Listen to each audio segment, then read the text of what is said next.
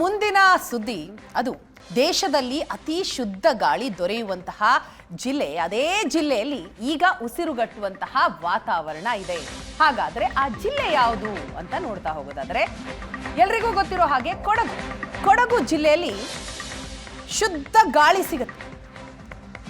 ಆದರೆ ಈಗ ಆ ಜಿಲ್ಲೆಯಲ್ಲಿಯೇ ಉಸಿರುಗಟ್ಟುವಂತಹ ವಾತಾವರಣ. ಕೊಡಗು ಜಿಲ್ಲೆಯ ಯಲಕನೂರು ಹೊಸಳ್ಳಿ ಗ್ರಾಮದಲ್ಲಿ ಉಸಿರಾಟದ ಸಮಸ್ಯೆ ಆಗ್ತಾ ಇದೆಯಂತೆ. 2 ಗ್ರಾಮಗಳಲ್ಲಿ ನಡೆಯುವ ಕಲ್ಲು ಗಣಿಗಾರಿಕೆ ಸಮಸ್ಯೆಗೆ ಕಾರಣವಂತೆ. ಅಲ್ಲಿ ಆಗ್ತಾ ಇರೋ ಕಲ್ಲು ಗಣಿಗಾರಿಕೆಯಿಂದ ಉಸಿರಾಟದ ಸಮಸ್ಯೆ ಆಗ್ತಾ ಇದೆ. 2 ಗ್ರಾಮಗಳಲ್ಲಿ ಬರೋಬ್ಬರಿ 19 ಕಲ್ಲು ಕೋರೆ. 19ರ ಪೈಕಿ 15 ಕಲ್ಲು ಕೋರೆ ನಡೀತಾ ಇವೆ ಸರ್ಕಾರಿ ಭೂಮಿಯಲ್ಲಿ. ಉಳಿದ 4 ಕೋರೆ ಖಾಸಗಿ ಜಾಗದಲ್ಲಿ ನಡೀತಾ ಇರೋದು. ಸರ್ಕಾರಿ ಜಾಗದ 15ರಲ್ಲಿ 4 ಕೋರೆಗಳು ಅನಧಿಕೃತ ಎನ್ನುವ ಆರೋಪ ಕೂಡ ಇದೆ. ಸರ್ಕಾರಿ ಜಾಗದಲ್ಲಿ ಈ ರೀತಿ ಕಲ್ಲು ಗಣಿಗಾರಿಕೆಯಿಂದಾಗಿ ಸಮಸ್ಯೆ ಆಗ್ತಾ ಇದೆ. ಕೊಡಗಿನಲ್ಲಿ ಕಾನೂನು ಬಾಹಿರವಾಗಿಯೇ ಈ ಕಲ್ಲು ಗಣಿಗಾರಿಕೆ ನಡೀತಾ ಇದೆ ಅನ್ನುವಂತಹ ಆರೋಪ.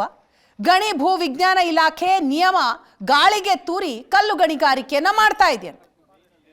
ನಿಯಮ ಮೀರಿದ ಗಣಿಗಾರಿಕೆಯಿಂದ ಜನ ಕಂಗಾಲಾಗಿ ಹೋಗಿದ್ದಾರೆ. ಆರೋಗ್ಯದ ಸಮಸ್ಯೆ ಕೂಡ ಕಾಡ್ತಾ ಇದೆ.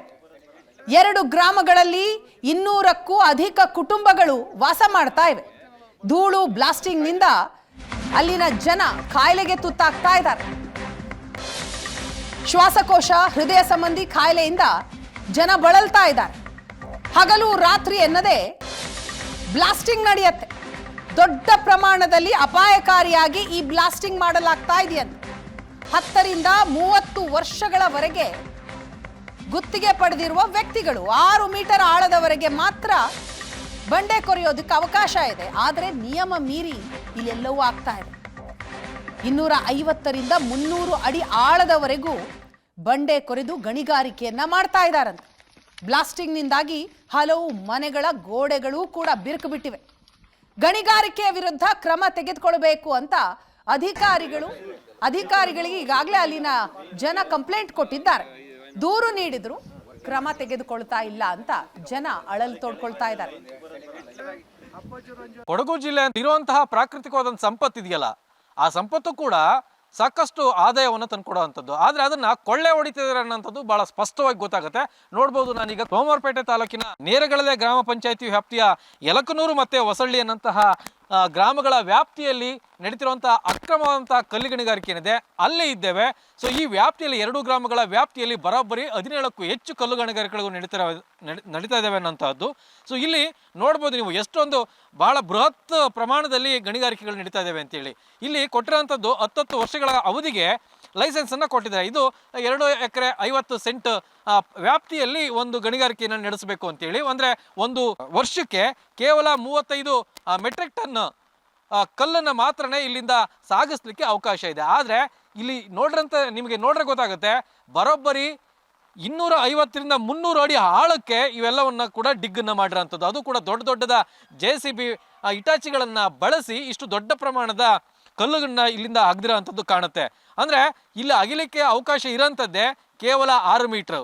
ಆದ್ರೆ ಇಲ್ಲಿ ಅಗದಿರೋಂಥದ್ದು ಬರೋಬ್ಬರಿ 250ರಿಂದ 300 ಅಡಿ ಆಳ ಅಂತಂತಂದ್ರೆ ಯೋಚನೆ ಮಾಡಿ ಎಷ್ಟು ದೊಡ್ಡ ಪ್ರಮಾಣದಲ್ಲಿ ಇಲ್ಲಿ ಅಕ್ರಮವಾಗಿ ನಡೀತಿದೆ ಅಂತೇಳಿ. ಅಂದ್ರೆ ಒಂದ್ ಕಡೆ ಪರಿಸರಕ್ಕೆ ನಷ್ಟ ಆಗ್ತಾ ಇದ್ರೆ, ಮತ್ತೊಂದು ಕಡೆ ಸಾವಿರಾರು ಕೋಟಿ ರೂಪಾಯಿ ರಾಜಧನ, ಸರ್ಕಾರಕ್ಕೆ ಬರಬೇಕಾಗಿರೋಂತಹ ರಾಜಧನ ಎಲ್ಲವೂ ಕೂಡ ಸಂಪೂರ್ಣವಾಗಿ ಈ ಅಕ್ರಮವಾಗಿ ನಡೀತಿರೋಂತಹ ಗಣಿಗಾರಿಕೆಗಳೇನಿದೆ ಅವರ ಪಾಲಾಗ್ತಿದೆ ಅನ್ನೋಂಥದ್ದು. ಇದೆಲ್ಲವೂ ಕೂಡ ಅಧಿಕಾರಿಗಳಿಗೆ ಗೊತ್ತಿಲ್ವಾ ಅನ್ನೋಂಥದ್ದು ಪ್ರಶ್ನೆಯನ್ನ ಮಾಡಬೇಕಾಗುತ್ತೆ.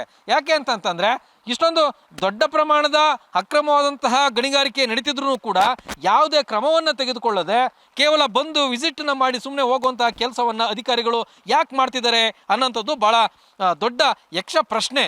ಸೊ ಇದು ಗ್ರಾಮದ ಜನರು ಈಗ ಇದರ ವಿರುದ್ಧ ಬಹಳ ದೊಡ್ಡ ಪ್ರಮಾಣದಲ್ಲಿ ಹೋರಾಟವನ್ನ ಆರಂಭ ಮಾಡಲಿಕ್ಕೆ ಅಂತೇಳಿ ಶುರು ಮಾಡಿದರೆ. ಈಗಾಗಲೇ ಕಾನೂನು ಹೋರಾಟವನ್ನ ಶುರು ಮಾಡಿದ್ದಾರೆ. ಆದರೂ ಕೂಡ ಅಧಿಕಾರಿಗಳು ಕೇವಲ ಕಣ್ಣರಿಸುವಂತಹ ತಂತ್ರವನ್ನ ಮಾಡ್ತಿರೋಂಥದ್ದು, ಕೇವಲ ಸ್ಥಳಕ್ಕೆ ಬರೋದು, ಪರಿಶೀಲನೆಯನ್ನ ಮಾಡೋದು, ಒಂದು ನೋಟಿಸ್ ಕೊಟ್ಟಿದ್ದೀವಿ, ಸೂಚನೆ ಕೊಟ್ಟಿದ್ದೀವಿ ಅನ್ನಂತಹ ಆರಿಕೆ ಉತ್ತರಗಳನ್ನ ಕೊಟ್ಟು ಇಲ್ಲಿಂದ ಮತ್ತೆ ಹೋಗುವಂತಹ ಕೆಲಸವನ್ನ ಮಾಡ್ತಿದ್ದಾರೆ. ಒಟ್ಟಿನಲ್ಲಿ ಈ ಯಲಕನೂರು ಮತ್ತೆ ಹೊಸಳ್ಳಿ ವ್ಯಾಪ್ತಿಯಲ್ಲಿ ನಡೀತಿರುವಂತಹ ಈ 17ಕ್ಕೂ ಹೆಚ್ಚು ಗಣಿಗಾರಿಕೆಗಳೇನಿದ್ದಾವೆ ಇದರಲ್ಲಿ ಲೈಸೆನ್ಸ್ ಇಲ್ಲನ್ನಂತಹ ಮಾಹಿತಿನೂ ಕೂಡ ಇರುವಂತಹದ್ದು.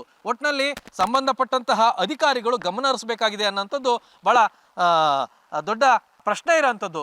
ನೋಡಬೇಕು, ಇನ್ನಾದ್ರೂ ಕೂಡ ಅಧಿಕಾರಿಗಳು ಬಂದು ಇದನ್ನ ಪರಿಶೀಲನೆ ಮಾಡ್ತಾರಾ, ಇಲ್ಲಿ ನಡೀತಿರುವಂಥದ್ದು ಎಲ್ಲವೂ ಕೂಡ ಅಧಿಕೃತನ ಅಥವಾ ಅನಧಿಕೃತನ ಅಕ್ರಮನ ಅಂತೇಳಿ ಪರಿಶೀಲನೆಯನ್ನು ಮಾಡಿ ಕ್ರಮ ಕೈಗೊಳ್ಳಬೇಕಾಗಿದೆ. ಆ ಮೂಲಕ ಸರ್ಕಾರಕ್ಕೆ ಆಗ್ತಿರುವಂತಹ ಸಾವಿರಾರು ಕೋಟಿ ರೂಪಾಯಿ ರಾಜಧನ ಏನಿದೆ ಅದನ್ನ ಮತ್ತೆ ಸರ್ಕಾರಕ್ಕೆ ತಲುಪಿಸುವಂಥ ಕೆಲಸವನ್ನ ಮಾಡ್ತಾರ ಅಂತೇಳಿ ಕಾದು ನೋಡಬೇಕಾಗಿದೆ. ಕ್ಯಾಮ್ರಾಮನ್ ಪ್ರದೀಪ್ ಜೊತೆ ರವಿ ಎಸ್ ಹಳ್ಳಿ, ಏಷ್ಯಾನೆಟ್ ಸುವರ್ಣ ನ್ಯೂಸ್, ಕೊಡಗು.